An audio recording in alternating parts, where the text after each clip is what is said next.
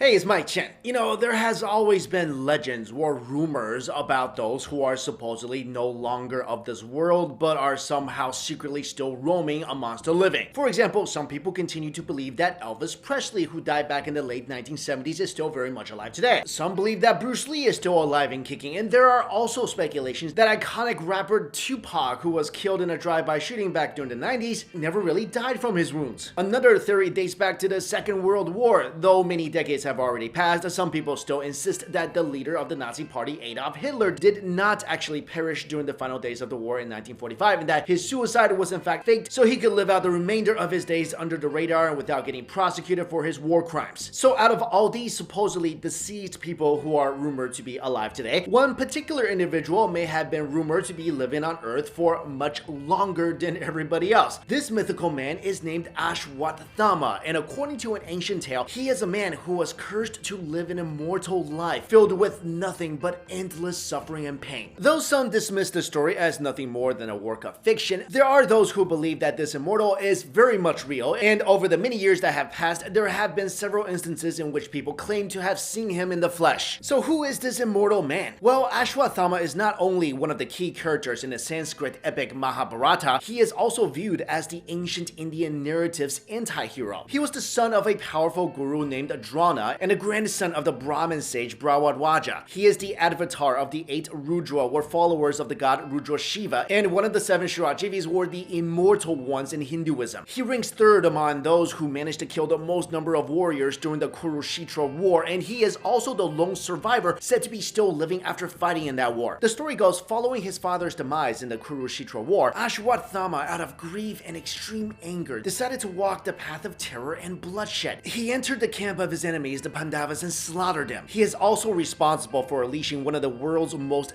deadly weapons onto the womb of Uttara, killing her unborn child, who is supposed to be destined to rule over the world. Because of this, the Hindu deity Krishna was enraged at the Ashwatthama's heinous crimes of murdering innocent children. As punishment for the horrible things he did, Krishna cursed him so that no matter what he did, he would not be able to die. He was doomed to experience the most wretched life any person could ever lead on earth, where he would endlessly roam as a despicable being who would never receive love or affection until the end of time. Now you might think, okay, so what's the big deal? He gets to live forever. Well, his life wasn't so good, because the power gem on Ashwatthama's forehead, which protected him from diseases, was also removed by Krishna, and he was given the terrible affliction of leprosy to suffer from for 3,000 years. And through this, Krishna made Ashwatthama's immortality the very bane of his existence, such that he would always seek his death, but he could never die. So for thousands of years, Ashwatthama was doomed to roam the outskirts of society all alone. And to many followers of the Hindu faith, it is believed that until now, the once powerful Ashwatthama still wanders the earth in search for death, in the end to his immortal curse. Of course, this sounds very not real, very fantasy-esque, but supposedly there is proof that Ashwatthama is still alive. One of the stories circulating online about the purported sightings of Ashwatthama involves a doctor in Madhya Pradesh of central India who claimed to have encountered a patient with a septic forehead. After several potions were applied to his forehead, the wound remained fresh and continued to bleed. Amazed at his seemingly ageless and cureless injury, the doctor joked to his patient whether he was secretly the missing Ashwatthama. However, before he could reapply more medicine to his wound, the patient suddenly disappeared into thin air and was gone without a trace. And spiritual gurus like the popular Pilot Baba have purportedly claimed to have encountered Ashwatthama when he was studying with the local tribes at the Himalayan foothills. The immortal is also believed to have been sending flower offerings to Shivling in abstract representation of the Hindu deity Shiva. Locals in the area also supposedly seen a very tall man with a very distinct dent on his forehead visit someone at the foothills every single year. During this time, they say he eats all the food he can and that he drinks no less than 100 liters of water. Once his thirst and hunger is satisfied, the villagers allegedly claim that he returns to the forests and disappears completely until his scheduled visit the following year. And in recent years, news surfaced online that a 5,000-year-old man is believed to be living in several temples of Uttar Pradesh in India. And for every temple that he visited, this man would perform puja, or an act of reverence to the gods at the crack of dawn, and made offerings. Some of the locals believe that this immortal man is the Ashwatthama mentioned in the Mahabharata. Moreover, they say that sightings of Ashwatthama were rare since he still possessed godlike powers, which allowed him to choose whether he wanted to be seen by others or whether he preferred to remain invisible. Now, whether these stories are true, whether this 5,000-year-old man is still alive or not, I think we can learn a lot from this, right? So here's a person, according to legend, had unquestioned questionable power and invincibility in warfare, but his lack of responsibility and self-interest proved to be his downfall. Because as Spider-Man was told, great powers comes with great responsibilities, right? But this guy chose to abuse his powers, and so in the end, his greed and vengefulness did really not give him peace and did not even bring him justice. And speaking of his punishment, I feel like there's really nothing worse on Earth than just pure long-term solitude and loneliness. There was an experiment lately where a woman was put in solitary confinement and she had nothing around her, no interactions, and she was going crazy after like a day.